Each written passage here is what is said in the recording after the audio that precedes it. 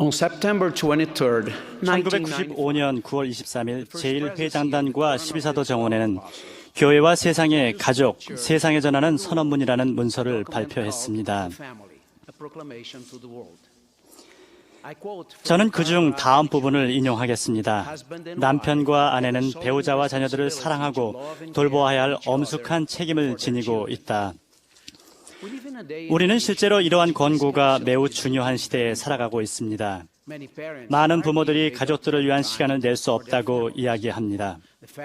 오늘날 현대사회의 빠르고 정신없는 생활 방식, 그리고 과도한 일과 업무로 인해 부모의 관심은 정작 가장 중요한 자신들의 가족들에게 시간을 내어주는 일에서 점점 멀어지고 있습니다. 모든 사람은 그의 가족을 부양할 책임이 있다고 주님께서는 가르치셨습니다. 그렇게 하려면 많은 수고가 필요하지만 가족을 부양한다는 것은 단지 가족을 필요로 하거나 원하는 물건들 혹은 음식들을 집에다 쌓아두는 것을 의미하는 것은 아닙니다. 우리는 가족들에게 가르침을 줄 수 있는 시간도 가져야만 합니다. 무엇을 가르쳐야 할까요? 하나님 아버지는 자녀에게 복음을 가르칠 책임이 부모에게 있다고 가르치셨습니다. 선지자 리아이는 그의 자녀들을 가르칠 책임을 잘 이해하고 있었습니다. 니파이는 그의 부친의 모든 학문으로 가르침받았다고 말했습니다. 주님께서는 세상에 전하는 선언문에서 그분의 선지자들 통해 말씀하시면서 우리의 가족을 어떻게 돌보아야 하는지 일러주셨습니다. 부모는 자녀를 사랑과 의로움으로 양육하고 그들에게 물질적으로나 영적으로 필요한 사항을 충족시켜주며 그들이 서로 사랑하고 봉사하며 하나님의 계명을 지키고 어디서 살든지 법률을 준수하는 시민이 되도록 가르쳐야 할 거룩한 의무를 지니고 있습니다. 우리는 하나님께서 수세기 동안 우리의 가족을 어떻게 보호하고 돌봐야 하는지 가르쳐 주셨음을 압니다. 우리는 또한 대적이 우리의 가족을 공격하고 있다는 것을 알고 느낄 수 있습니다.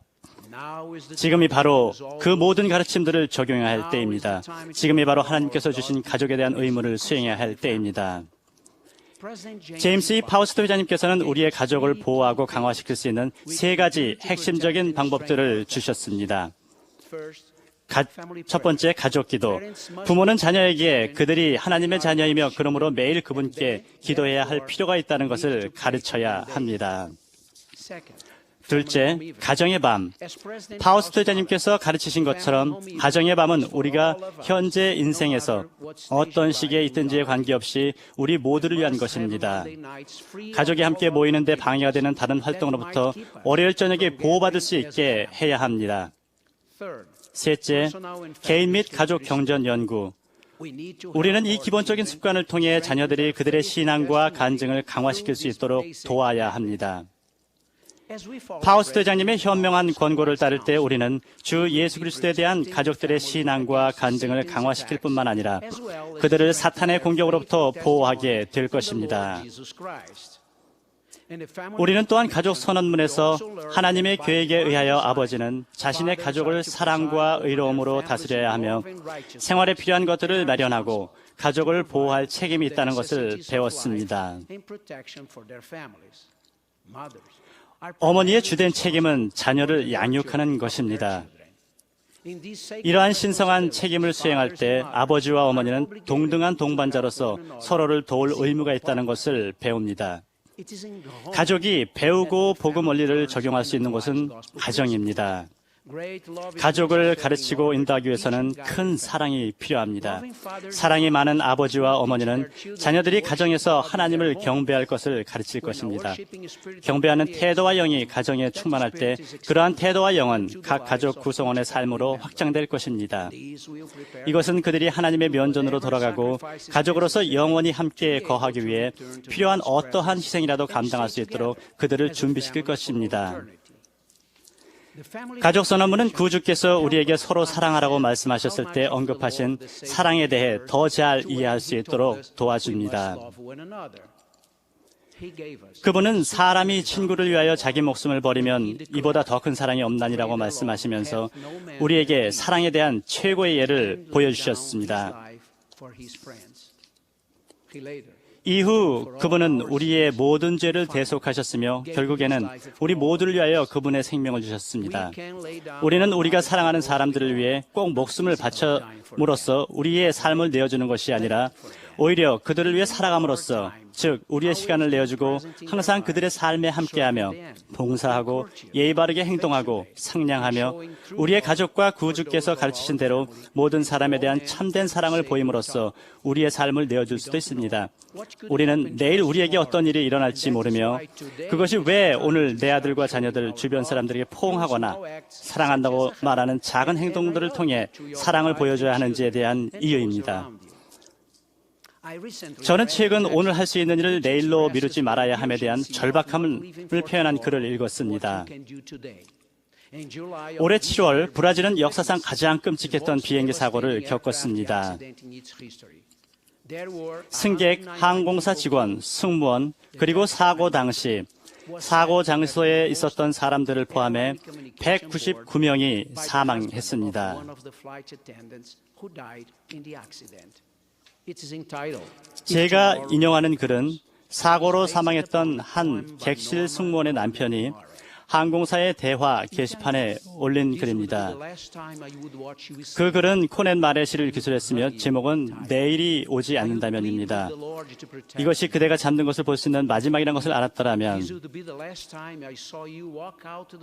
그대를 좀 더 꼭 안아주고 주님께 그대를 보호해달라고 간구했을 텐데, 이것이 그대가 문을 걸어 나가는 것을 보는 마지막이라는 것을 알았더라면 그대를 안고 입맞추며 그대를 다시 불러 한 번 더 안아주고 입맞춰 주었을 텐데, 이것이 그대가 기도하는 것을 듣는 마지막이라는 것을 알았더라면 후에 매일매일 들을 수 있도록 모든 몸짓, 모든 표정, 모든 미소, 그대의 모든 말들을 기록해 두었을 텐데, 이것이 마지막이라는 것을 알았더라면 그대가 내 사랑을 이미 알고 있을 거라 생각하는 대신 1분 또는 2분을 더니어 사랑하오라고 말했을 텐데, 이것이 우리의 마지막 시간, 마지막 순간이라는 것을 알았더라면 다른 기회가 오겠지, 오늘은 그냥 보내도 될 거야 라고 말하는 대신 그대와 하루를 보내며 곁에서 함께 해 주었을 텐데, 물론 잘못을 고칠 날이 올 테고 잘못을 바로잡을 또 다른 기회가 있겠지만, 물론 우리에겐 사랑하오라고 이야기할 다른 날이 올 테고 서로에게 도와줄까요?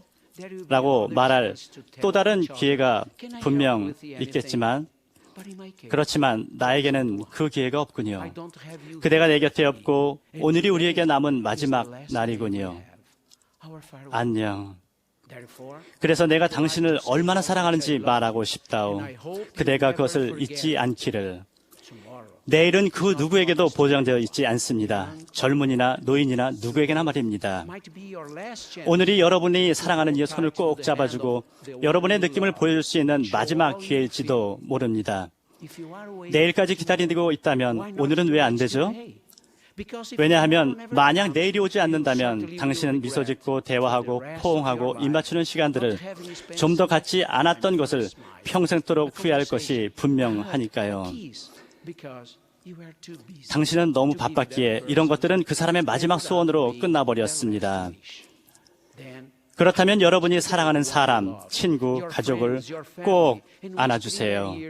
그리고 얼마나 그들을 사랑하는지, 얼마나 가까이 하고 싶은지 속삭여주세요. 시간을 내어 미안해요, 부탁합니다, 용서해주세요, 감사합니다, 또는 별것 아니랍니다, 괜찮아요 라고 말해보세요. 그렇게 한다면 만일 내일이 오지 않는다고 해도 당신은 오늘 무엇을 했어야 했는데 라고 후회하지 않을 테니까요. 과거는 돌아오지 않습니다. 그리고 미래 또한 오지 않을 수도 있습니다. 우리의 배우자와 자녀들, 형제와 자매들에게 오늘 우리의 사랑을 표현하십시오. 저는 하나님께서 살아계심을 압니다. 예수가 그리스도시며 우리의 구주이자 구속주이심을 압니다. 조셉 스미스는 주님의 선지자였으며 고드미 힝글리 회장님께서 지상에서 살아계신 하나님의 선지자님을 알고 있습니다. 예수 그리스도 이름으로 말씀드립니다. 아멘.